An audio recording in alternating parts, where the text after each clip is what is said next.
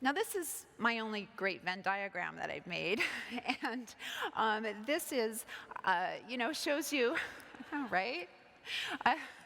This really, I think, really shows kind of the overlap. And it does kind of spoil a Venn diagram to explain it, and so I'm going to assume that every single person here gets what all those overlaps mean. But I really think this is kind of the essence of my talk right here. Sorry.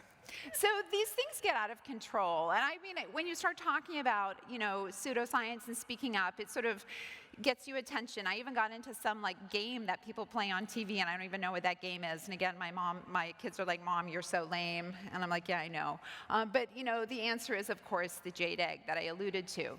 And it's amazing to me how somebody like Gwyneth Paltrow can market a product like this that literally is to be able to be recharged by the energy of the moon, and somehow she's empowering women to look after their bodies.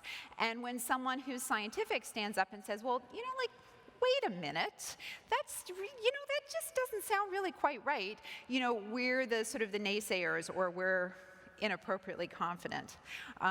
So it's really fascinating, that overlap.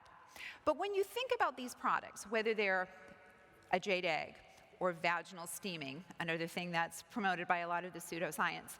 These things actually have real roots in sort of historically sort of bad ways we treated women. So back in the days of Hippocrates, well, not we, because I certainly wasn't around then, I'm not that old, but back in those days, they used to think that the uterus wandered the body, literally wandered the body and caused illness. I mean, that's how little they knew about women's bodies. And the way that you would control this sort of rogue womb, if you will, is by, I know, right?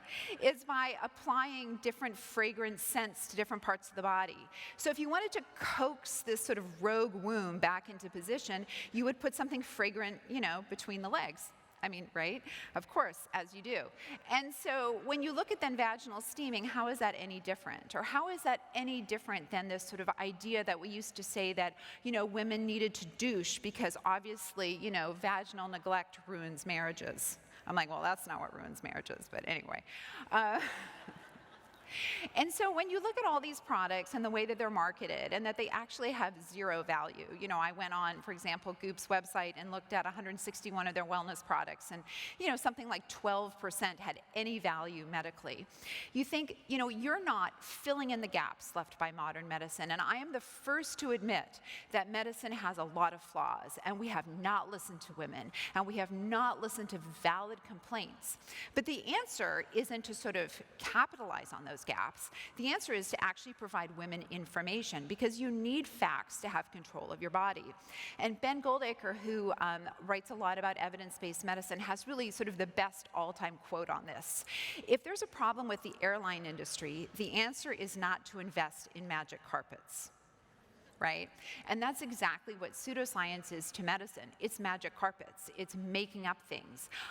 When I have something wrong with my body or with my kids' bodies, I want to have facts and science, and I want to be able to make a choice. And pseudoscience actually wants you to have no choice. They just want you to purchase a product.